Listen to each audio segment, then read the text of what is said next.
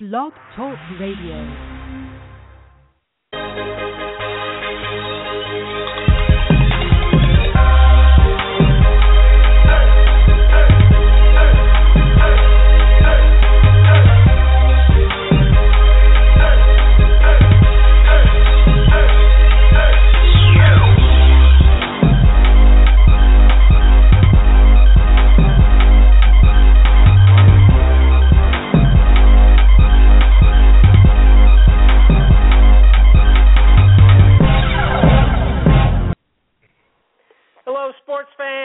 Welcome to Huddlin' with the Pros Sports Talk Radio. I'm David Weinstein, Huddlin' with the Pros legal analyst. I'm a former state and federal prosecutor, currently practicing criminal defense law in Miami, Florida with Clark Silverglate. Joining me tonight are my co-hosts, Champ Jordan, and Huddlin' with the Pros sports columnist and author of the Mike Fargo Mystery Series, Bill Gutman. We'll be starting our discussion in just a minute. Tonight we will have what might be our last update on the Aaron Hernandez trial. And then we will be joined by our special guest, NASCAR racing driver and owner, Jennifer Jo Cobb. But before we get started, let me tell you a little bit about our show. Huddlin' with the Pros Sports Talk Radio airs live every Wednesday evening from 9 p.m. to 10 p.m. Eastern. The goal of our show is to take on all of the important and controversial sports issues head-on.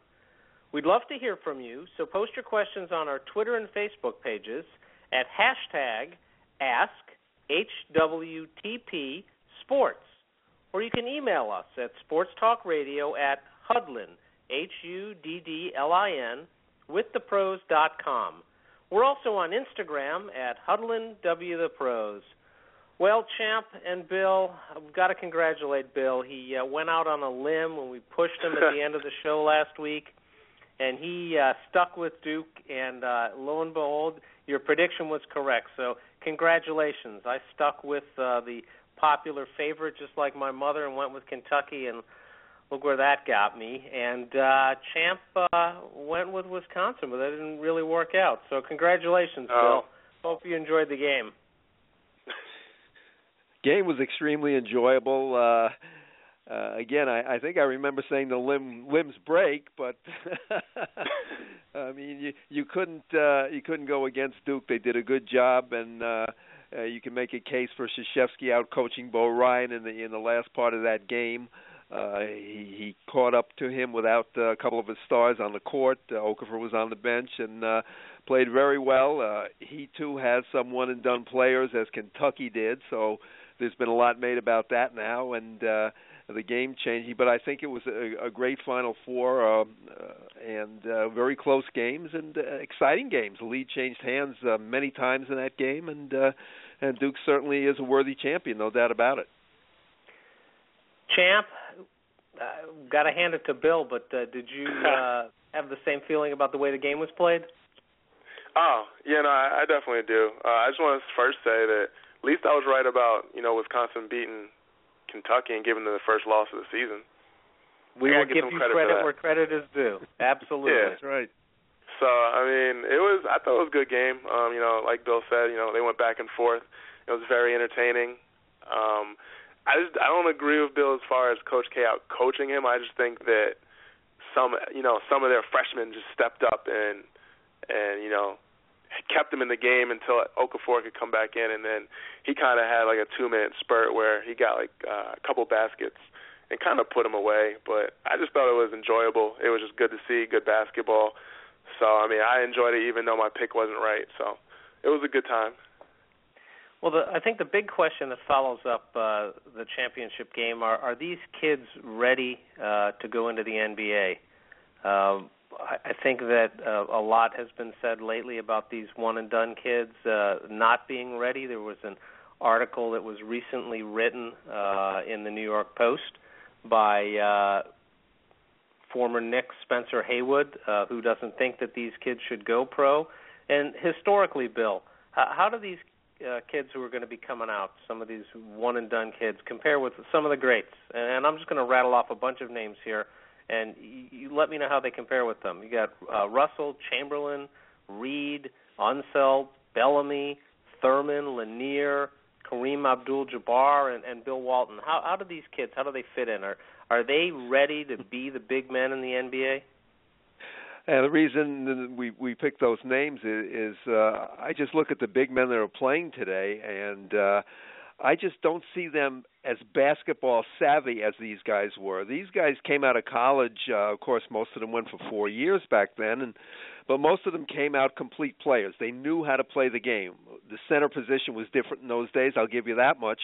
But when I see a Willie Cauley-Stein rated as the number 8 prospect in the upcoming draft, it just makes me wonder, because I see him as certainly a superb athlete, and I saw him get a lot of offensive rebounds in some of the games and putbacks. But when I think about the way Chamberlain and Russell were when they came out, they were dominant players from day one. I mean, these guys are definitely going to have an adjustment to make. The other part of the story is that Spencer Haywood was the first player to come out early. When he came out, there was a 4-year rule intact, and he came out after 2 years citing hardship, and he went to the ABA at the time before the merger. And when he signed an NBA contract a year or so later, the NBA tried to block him, and he filed an antitrust suit, an injunction against antitrust, and he won eventually. So he came out after 2 years, and he was a star pretty early on. He was great in the ABA and became a star in the NBA. But Haywood today said that he feels these players are not ready. If they come out one and done, they've played 40 games in college roughly, and they're not ready for an 80-game schedule. He feels that their bodies are soft, that they're not ready physically or mentally for the NBA grind, and he feels there should be at least a 2-year rule.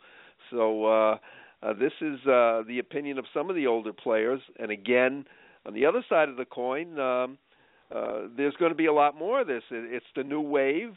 Duke is doing it now. They didn't do it before. Kentucky, of course, specializes in one and done.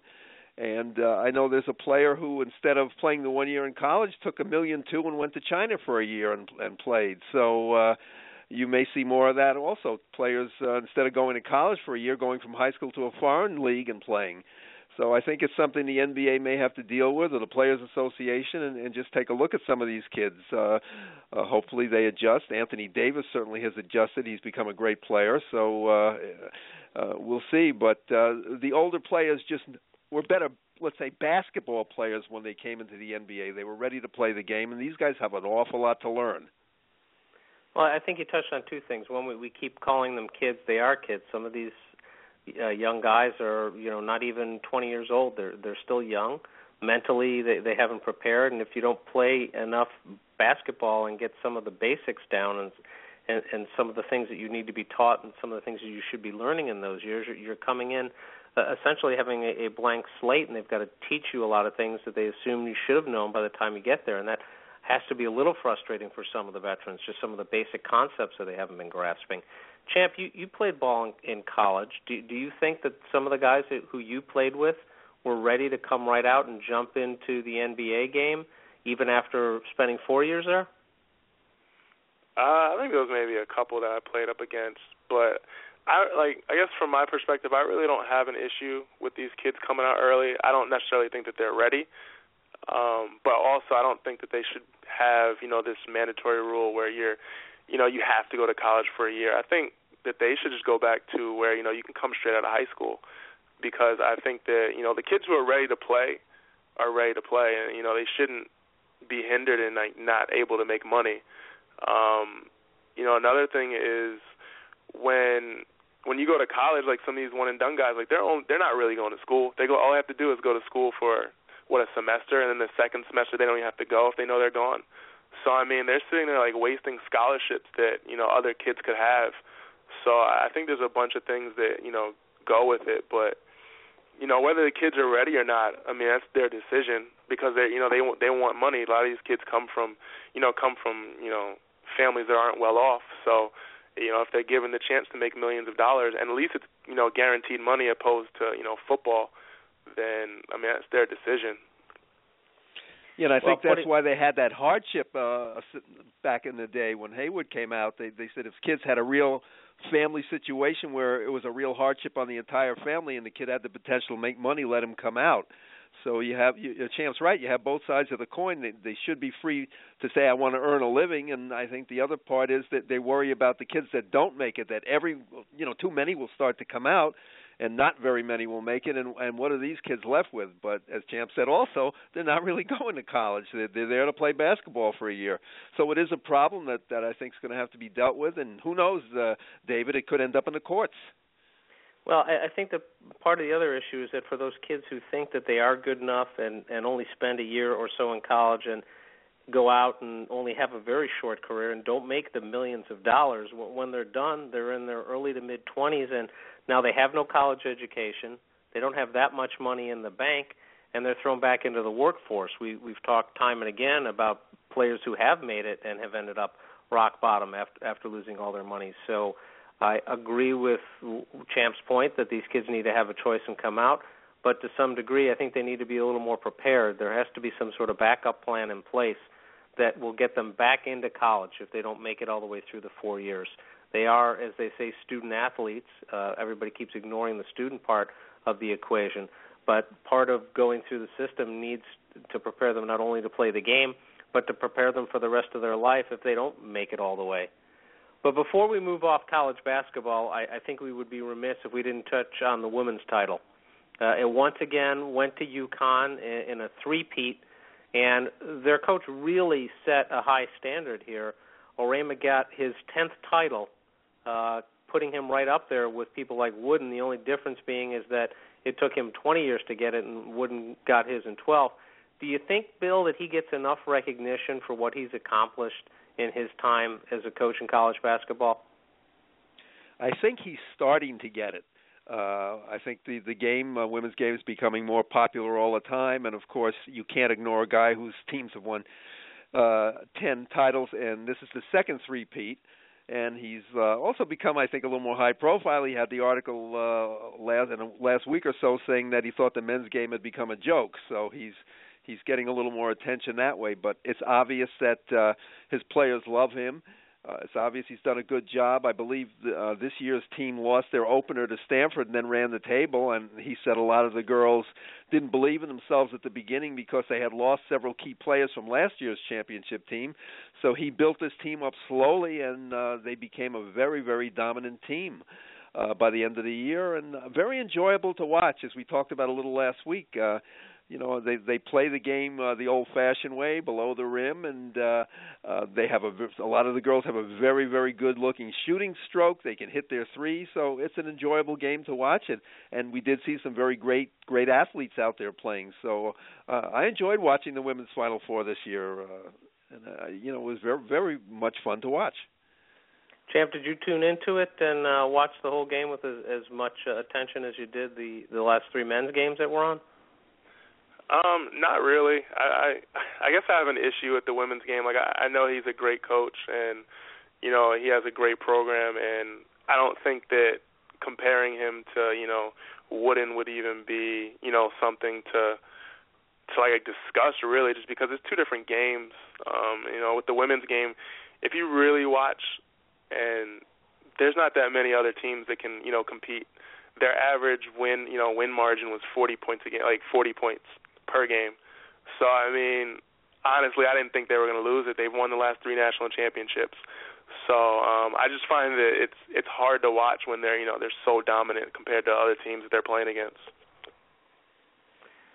Well, I think that you had that with a lot of Wooden's teams too, if you remember, Champ. A lot of Wooden's UCLA teams were totally dominant, especially when they had Al Sindor, a.k.a. Kareem, and Bill Walton. So when you have great players, sometimes you make it look easy. But I think he's earned it, and he's also turned down some chances to go into the men's program, so he obviously enjoys what he's doing. But I'm sure there's some excellent women's coaches that may not have the greatest players. So, you just got to give credit where credit's due. I think that the problem with history is that when you're looking at it in the present, you really don't get the chance to see it. But I certainly think he set a legacy up for himself.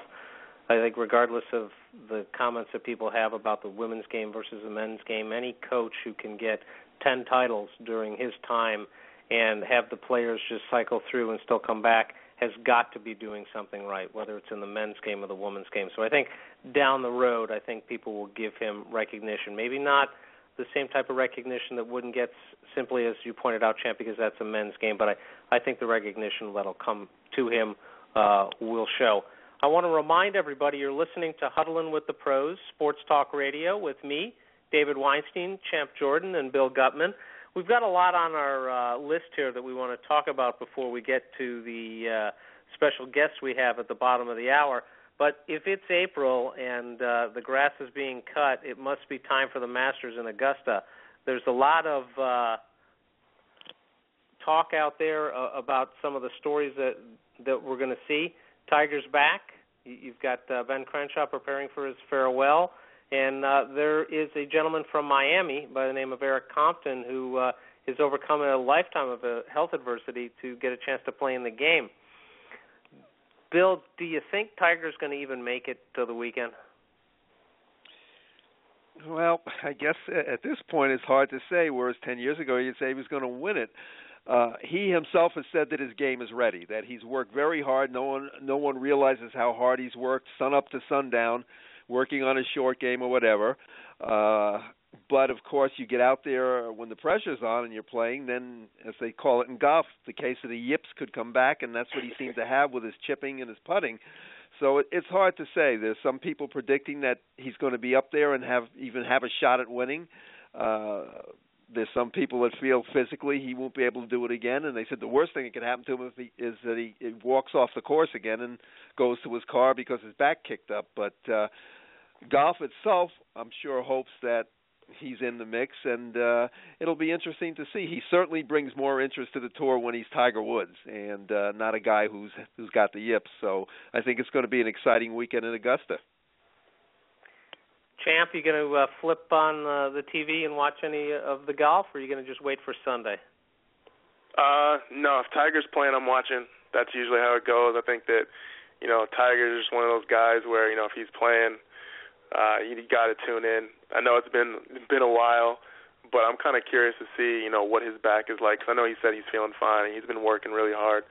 So I'm just curious to see, what he's going to do. I just feel like this tournament's going to be really important for, his legacy, just because I feel like it's getting towards the end of the road, and if, he doesn't have to necessarily win it, but if he can just compete and, finish the weekend and make the cut, I think that would be, a good sign just going forward. But if like Bill says, he can't make the cut, or, he lays up and, he's grabbing his back and he, basically quits, then I can't see, in the future where he would even win one more major. And that was, before, I guess 2008, that wouldn't even be a question, that, he was going to beat and surpass Jack Nicklaus. So, I'm definitely tuning in. Well, he got off to that quick start, and everybody was looking for him to do exactly that, surpass some of the greats, and he's really fallen off. There's a lot of talk about why he's fallen off and what contributed to that, whether it was what took place off the field, whether it was his training, whether it was his involvement with other things. But I think you're right, Champ. I think that a lot of people like you tune in. If Tiger's playing, they're watching. And if he's not going to be there, they're going to lose interest by the weekend. So I think it's in the best interest of the tour itself and golf for him to keep his health up and not pick up those yips and get in there and keep going strong. It's hard to see somebody with his immense talent, and you can still make a case that he's the greatest ever. He was just so talented, and he's 39 years old. It's hard to see him maybe not winning a lot of majors again, but coming back and being competitive. The talent has got to come out if he's physically healthy.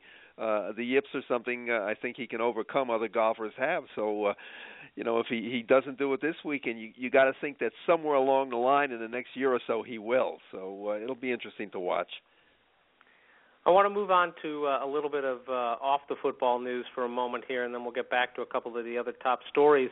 For those of you who have been following the Aaron Hernandez trial, you know that after 42 days of testimony and arguments by the lawyers, 132 witnesses for the prosecution, and 3 witnesses for the defense, the jury began their deliberations Tuesday afternoon and have been deliberating for about a total of maybe 9 hours, although a lot of it was interrupted today by housekeeping.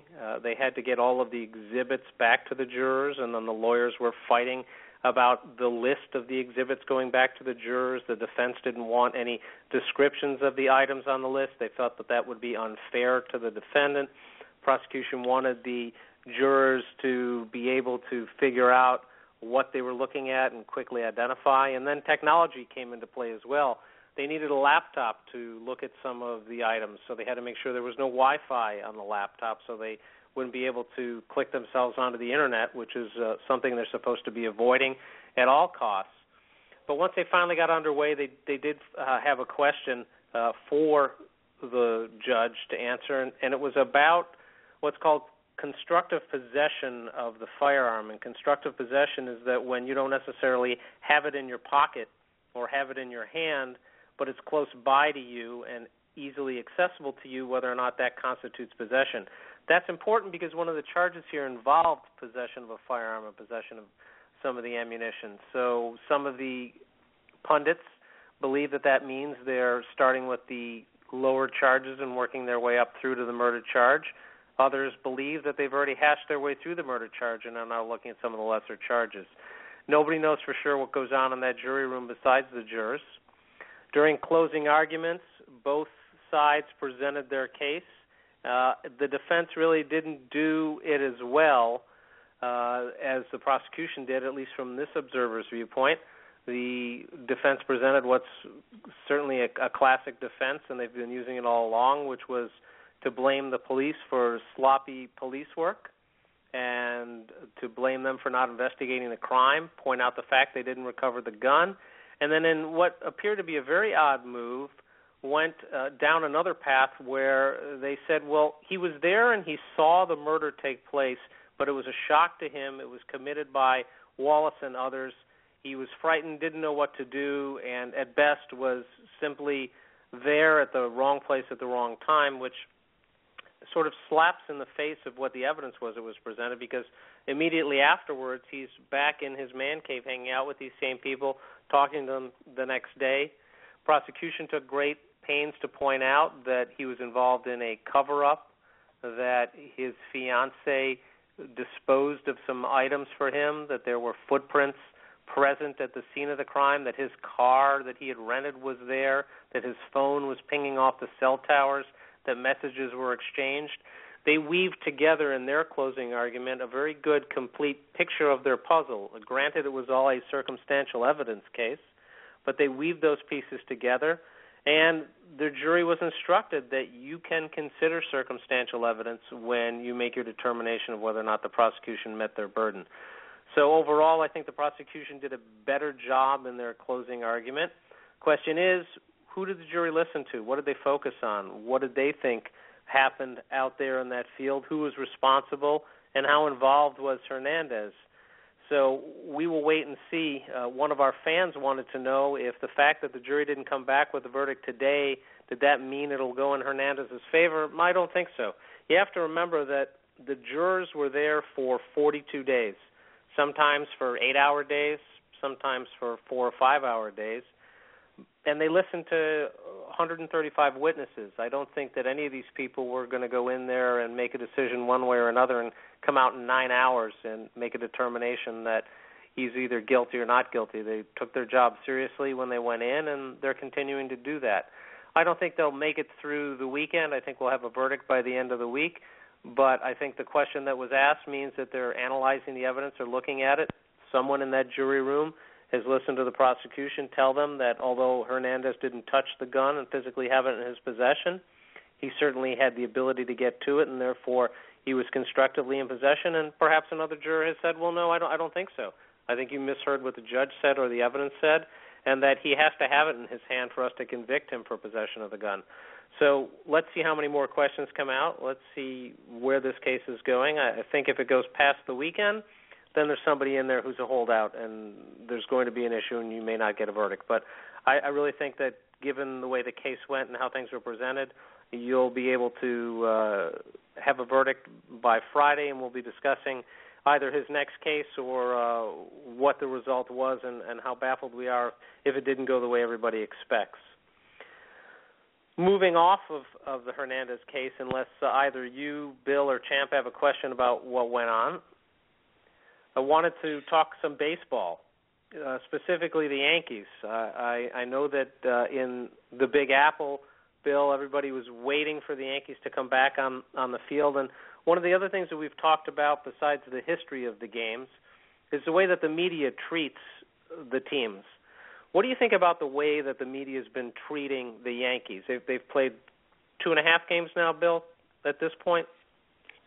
1.5. Yeah, they're losing tonight, too. Right, tonight, too. So how do you think they've been treating them? I think the two stories that came out is everybody looking at how A-Rod's playing, and then Tanaka's poor performance in the opener, and many calling for him to get the surgery. Yeah, the A-Rod thing, of course, you're going to have, and he's actually played pretty well, so that's becoming a non-issue right now.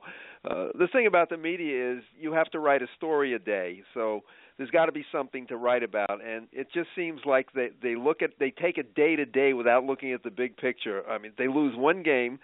Tanaka doesn't pitch well. He pitches 2 good innings and then gets tagged for 3 runs in the third, and everybody's saying, well, they ought to just hang it up and give him the Tommy John right now so he doesn't lose 2 years, he loses 1.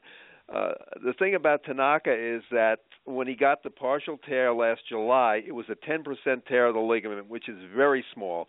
3 of the top orthopedists in the country examined the MRIs, and said, no, we don't think he should have Tommy John surgery. We think he can rehab and pitch with this, and that's what he elected to do. And Tanaka's claiming his health is fine, but he's not throwing with some of the high heat velocity that he had last year. He could ratchet the ball up to 94, 5, or 6 on occasion, and now he's throwing around 91 and 92.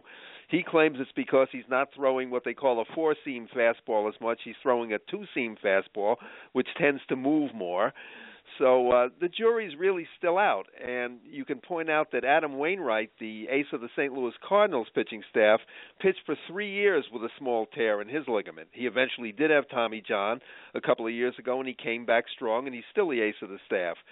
So I think you're going to have to wait and see what happens, but the writers all seem to think, no matter what the doctor said, that this guy is going to break down, and sooner or later the elbow is going to pop, and he's going to need Tommy John. The other thing they're doing is, because the Yankees were shut out in Game 1 and hit so poorly last year, is they're saying already they look like the same Yankees. They're not hitting. And, again, tonight they're losing 3-1 right now in the 8th inning, so you're going to see more of that tomorrow about them not hitting. And it's just much too early to tell. You really can't get a feel for the baseball season. I remember when I did a book with Kevin Kennedy, who managed the Rangers and the Red Sox, as a manager, he said it would take me 40 games into the season to really see what I had. In other words, to see what his team was all about. So you know the players you have, you know what they're capable of doing. You don't know who's going to get hurt. But you have to write a story every day, so you can't just say, let's wait and see. You've got to pick on something, so they pick on the issues that seem to stand out. So I'm sure it's like that in every big league city, especially where expectations are high and the team gets off to a slow start, and the first thing you do is jump on everybody. So it's a wait-and-see thing, but we'll kind of follow it and see how it goes.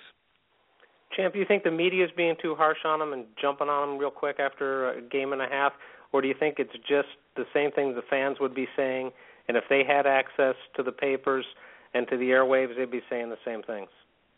No, I really agree with Bill. I think that the media has something to write about, and they have to make a story. And it's been one game so far that they've finished. They're losing right now, their second game. But I mean, it's still early. Baseball's 162 games. They're gonna play all the way until October. So I mean, you have a long time, to figure out what this team is really going to be. So I mean, I don't really make a big deal of it. Maybe come, June, end of May, then come talk to me, and then we'll see what's going on. But as of right now, I really don't make it a big deal. All right, so we got to let them break in the new clothes for a little bit, the new shoes, and let's see how it works out. I want to remind everybody, you're listening to Huddling with the Pros Sports Talk Radio with David Weinstein, Champ Jordan, and Bill Gutman. I want to welcome our special guest to the show, NASCAR driver and owner, Jennifer Jo Cobb. Jennifer Jo is a NASCAR race driver, a NASCAR team owner, a public speaker, an entrepreneur, and a corporate spokesperson. She competes in 2 of NASCAR's top 3 series, the NASCAR Nationwide and NASCAR Camping World Truck Series. Jennifer's dream of becoming a race car driver began when she was just 8 years old, and she is the only female owner driver in the sport. She ultimately began racing at the grassroots level of NASCAR in Kansas City, in 1991, and after 19 years, she landed an opportunity to race full-time at NASCAR's top levels. Along the way, she has recently accomplished several historical feats in NASCAR's Camping World Truck Series that include the highest finishing female driver in overall points for a season in 2010, the highest finish by a female driver in the series, 6th place in 2011, most starts by a female driver in the series, over 50 in 2012, and she also holds the highest place finish in a race event by a woman in any NASCAR series at the Daytona International Speedway. In 2014, she bested her overall points finish with a 16th overall placement, and she was voted in the top 5 of the NASCAR Camping World Truck Series most popular drivers. Last but not least, Jennifer is not all about racing. In 2011, she launched DrivenToHonor.org, a nonprofit organization established to honor, inspire, and empower our nation's female military members. Jennifer's scheduled to be married later this year and has a unique mascot named Chinello that we're going to have to ask her about as we get through our show. So with all of that, Jennifer, thank you for joining us. I'm going to turn it over to Champ, our resident gearhead, to get things started. Champ. Thanks, David. I just want to say thanks for coming on. So I appreciate you guys having me very much. No problem. So I guess first, I want to know, how is it being a team owner, and what made you, want to become a team owner, and how did you go about accomplishing it? It's just the nature of the beast, to be honest. When I first wanted to be a professional race car driver, of course, I was told on many different levels that it could not be done. And I, enjoy the challenge when it's worth it. Obviously, racing is a passion of mine first and foremost. That's the selfish part of it. That's what I'm driven to do. That's what all the hard work is for, is to get on that racetrack and get behind the wheel. And when it's just, me and my team and my racetrack is when I'm the happiest. And, in order to be able to do that, I'm very fortunate that NASCAR has made this sport such a wonderful, business phenomenon. And I realized from an early age, what is it that's going to make race cars faster, or going to make me be able to do this? And it was sponsorships. And what do sponsorships entail but business? And so I just kind of went at it to study what was it going to take. And when I started out, I started racing in 1991. Next year will be my 25th year racing. And, I was 18 years old, and I was racing locally, and everything about it made me want to go just higher and deeper into the next level. And the answer was always, well, you need more money to do that. And so I started taking the things that I was naturally good at, journalism and marketing and speaking, and, just whatever I had a natural affinity for, and figuring out how I could develop those skills to turn them into a revenue source for my racing career. So being a team owner, realized Jack Roush was never going to call. When I was 18 years old and racing, you had to have 10, 20 years experience to be considered.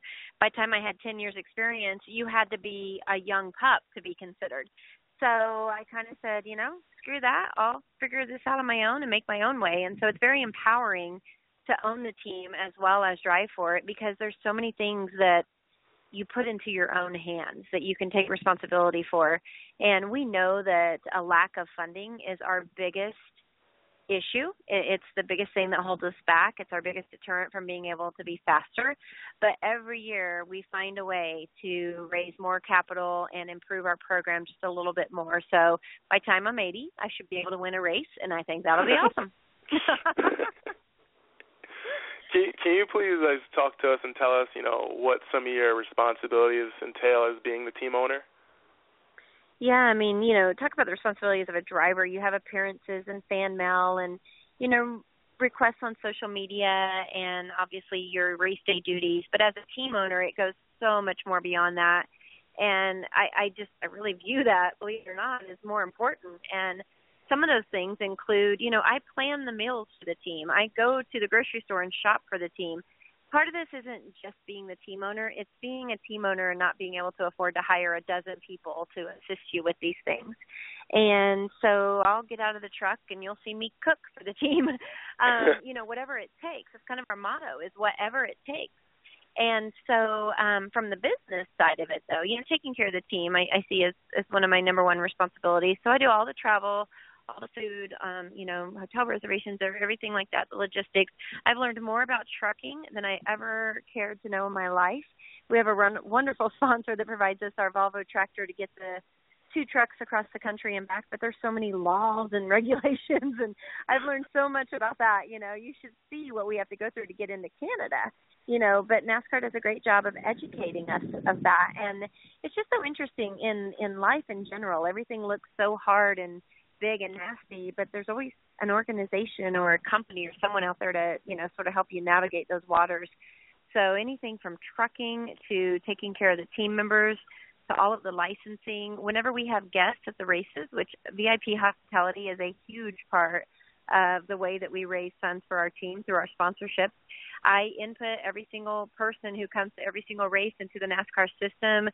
On the deadline, before the deadline, I enter all of the trucks, basically anything administratively, anything marketing and sales. I'm in the boardroom. I create proposals. A lot of times the press releases, I have some wonderful marketing help that does help me with those things, but sometimes I'm doing it and I'm like, gosh, it's hard to write this when I have high standards for myself and for our team. And if I'm in a funk, I'm trying to make it sound good. And I'm like, there's no way to make that sound good, So pretty much every aspect of it. And I've even worked on the truck, You've seen me working on the truck on many occasions.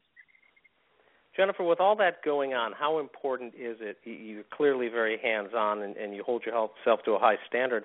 How important is it to having good support people around you? And how do you find people that are going to give you that good support? I know in a sport like this, you have to have reliance on these people because your life's in their hands. It's absolutely essential. And, from an operational side of things, Steve Kirkendall is my crew chief, and he also has to wear a lot of hats. He's the crew chief. He's the truck driver. He drives a big rig across the country. He, is the guy that has to clean the break room and take care of if we get any critters in there. And, so he also wears many, many hats. It's not just me. And he and I are really sort of the backbone of this operation. And from a marketing standpoint, we have some great people around the country who help funnel us sponsors, and they've gotten to know our team and help keep us going from that standpoint. And aside from that, we are 90% or more volunteer. And the best thing about having these volunteers is that they are with us because they want to be. They're, in their own way, they're fulfilling a dream. And they're buying their own licenses, they're buying their own crew uniforms and shoes, and it is, people, we've had people that have retired, that have worked their butt off their entire life, and then they come to us on the weekend and they're like, oh my gosh, I can't do it anymore, but I love it, and I want to come back next week, because it really is hard work. And so, I laugh because we either have the youngest or the oldest pit crew out there, because we have students fresh out of school that are just learning, and we give them an opportunity to learn and to grow and to get their start. And then we have people who are, they have a little bit of extra cash to buy that license and to travel and to be with us, and they're living a dream in and of themselves. So it's really kind of a cool place for people who are either looking for a stepping stone, to get to the next level of NASCAR and to get some real world experience. Or it's a great place for people, like I say, I'm a dreamer, and I'm about empowering others to follow their dreams. And we've had some pretty cool instances where we're so grateful for people who work their butt off for us. And in turn, they're saying, no, you just made a lifelong dream come true. Can you imagine? I've always wanted to go over the wall and change a tire in a race, and I just did that. So we're 90% volunteer, and Steve is my, he's a cornerstone to this whole thing. So he's absolutely just as important to the organization as I am. Champ, it sounds like a good opportunity for you to get down in the pits and get your hands greasy when they come swinging through the Dallas-Fort Worth area. Oh, I'm definitely for her if she gives me the chance. Twice a year. Come on. Sign me up, and I'll make it out there. But with you, with you have to you pass being, a drug test. I don't know you, but I just have to say. Oh, I can pass the drug test. I'm up for it. I'll pass drug it. Test and buy your NASCAR license. I'm all for it. With you being the owner, how does it affect your preparation, leading up to the races on the weekend? It's funny because prep-wise, like I told you, I'm doing all of those things that I just said, but it's funny because I was at Martinsville and I was cooking a meal and I was cleaning off the table and doing so many things, and people come up to me and they notice this and they're like, man, you work so hard and we just admire you for that. And I'm like, that's great and I appreciate that. But honestly, this is nervous energy right now. This table probably doesn't need to be cleaned, but this is how I can't just sit down and think about nothing. It just really, I do better doing something. So you just see me, I'm outside our hauler and I'm putting our chairs in just the right spot. And I'm like, I think they need to go like an inch over here to stay away from the toolbox. I'm doing it again. So it's honestly, it's a great relief for me to get rid of some nervous energy on race day or before practice.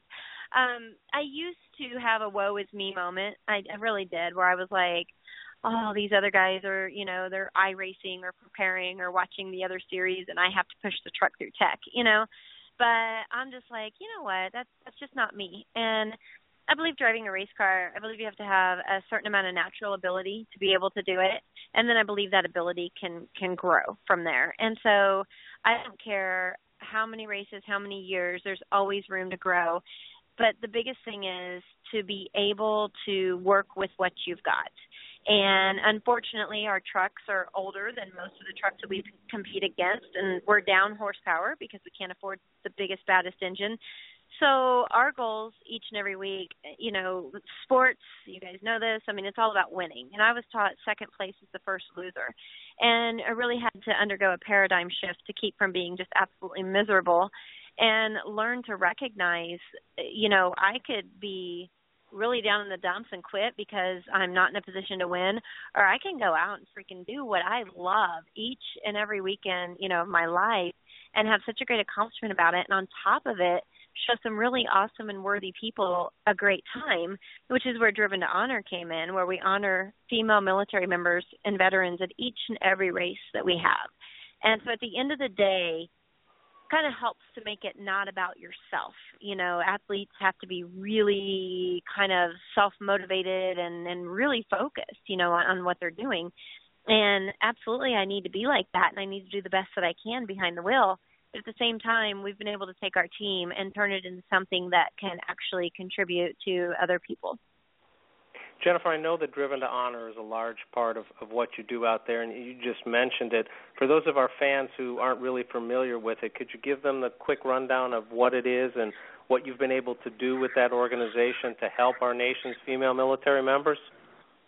Yeah, so, it's at this point we're in a phase of honoring them. And, I don't know if that's helping them, as much as it could or should, but it's to say, hey, thank you. And we want to recognize you. And we have this special program just to say, thank you for what you do.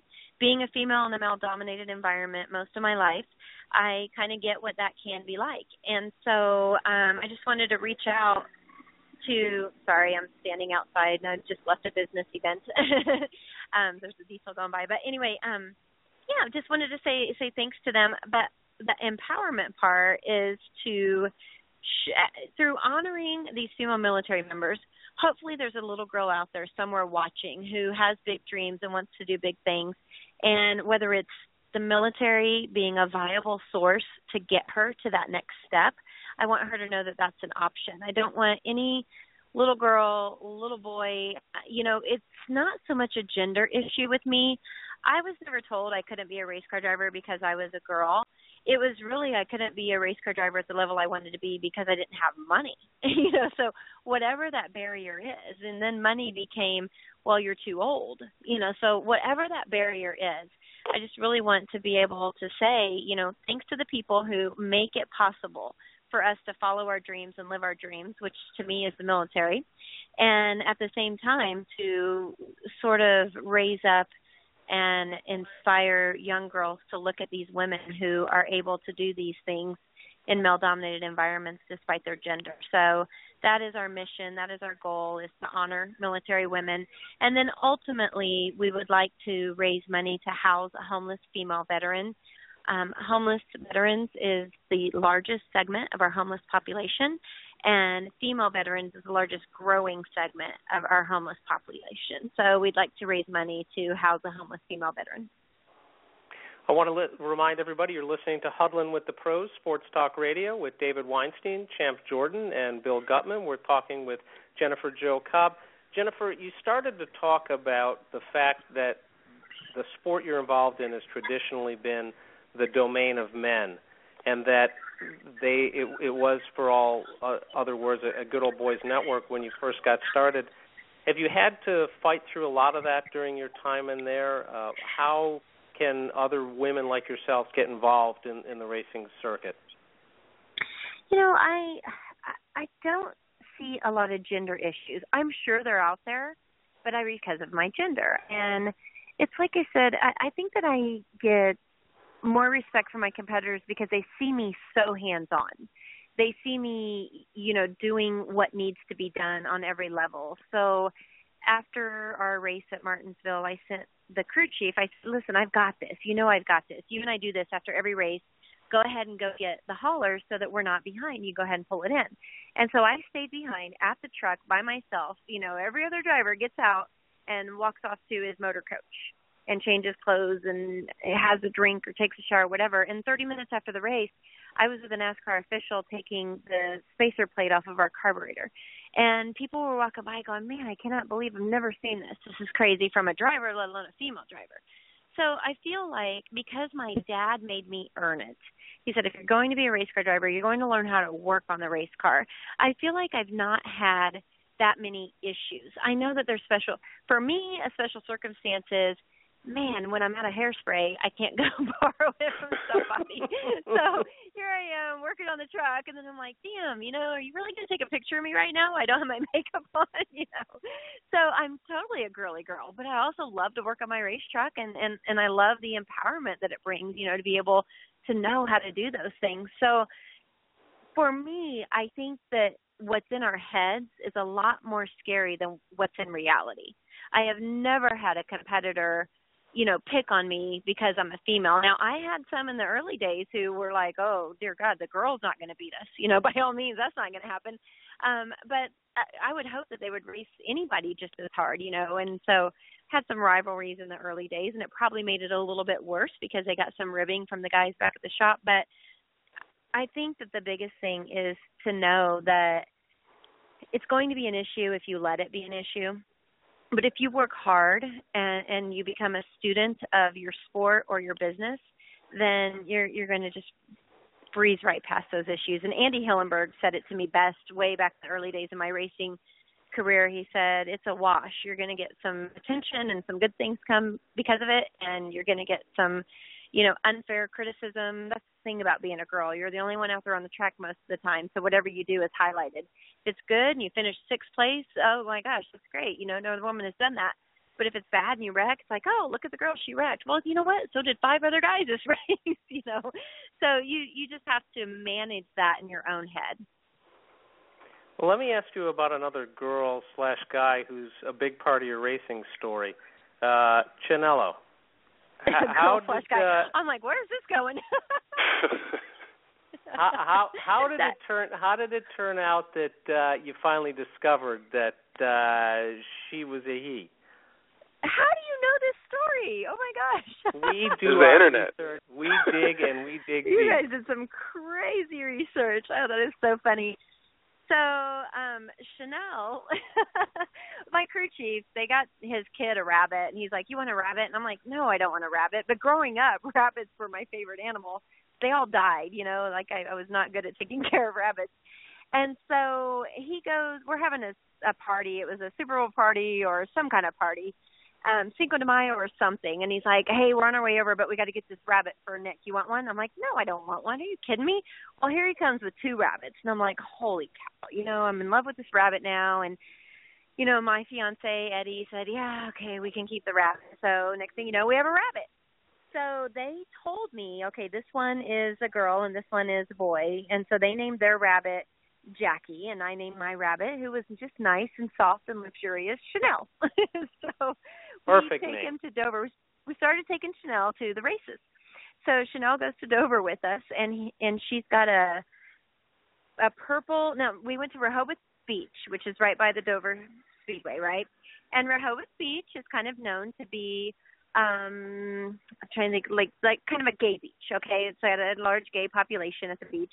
So Chanel's there in a rainbow and purple vest, and so we've got her on the beach, and she's just chilling and doing really nice and loving the beach. And we get to the hotel, and it really, the story doesn't get pretty from here. I don't even think you really want to know, but long story short, she had eaten some sand and was having some trouble with the bowel system, and we had to do some like investigation on what was happening.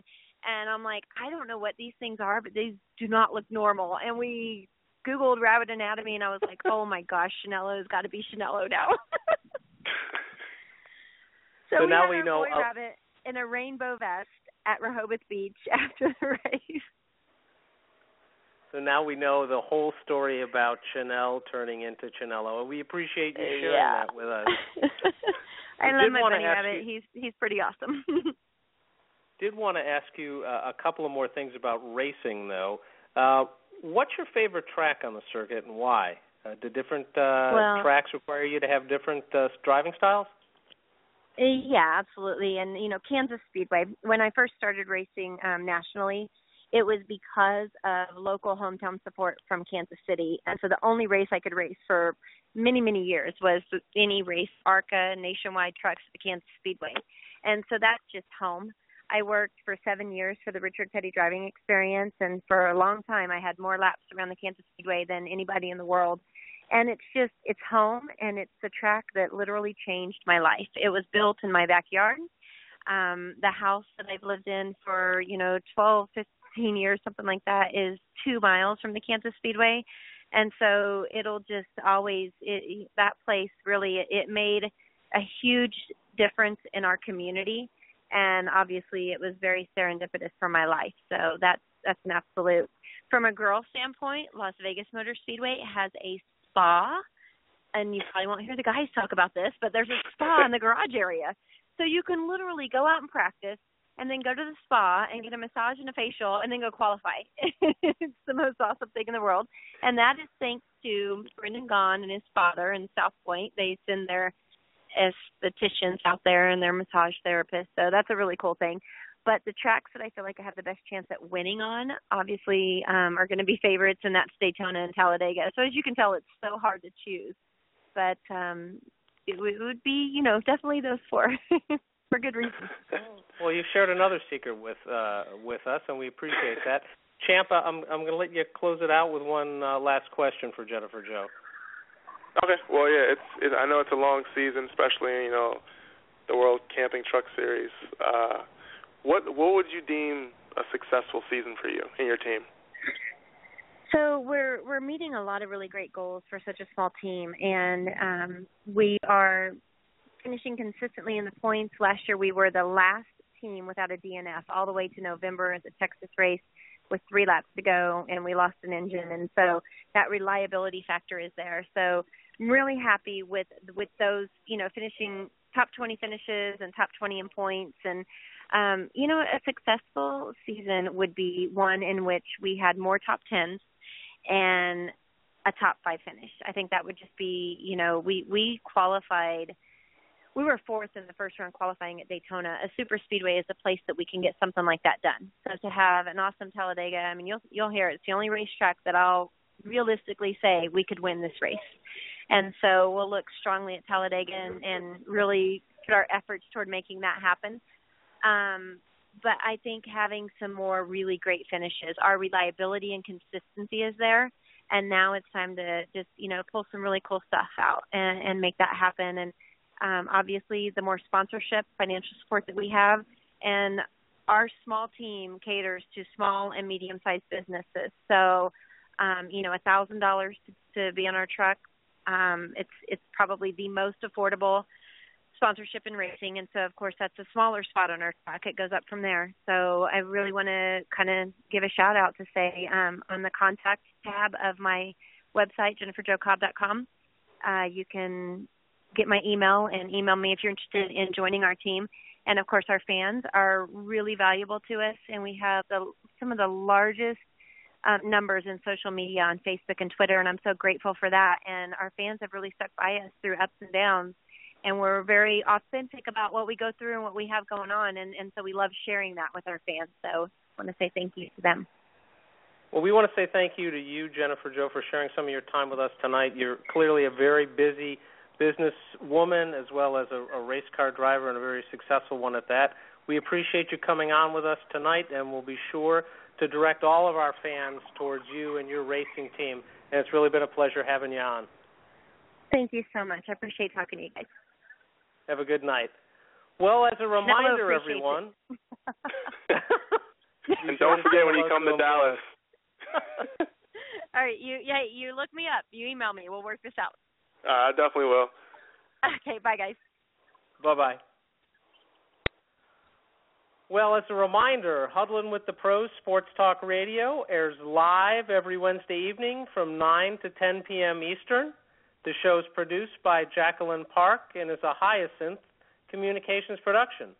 Be sure to like us on Facebook and follow us on Twitter. Special thanks to our guest, Jennifer Jo Cobb. You can follow her at Jo Cobb. And to our great Huddlin' with the Pros team, Champ Jordan, Bill Gutman, Danina DePool, and our digital editor, Thomas Zoe. Good night, everyone, and we'll see you next week.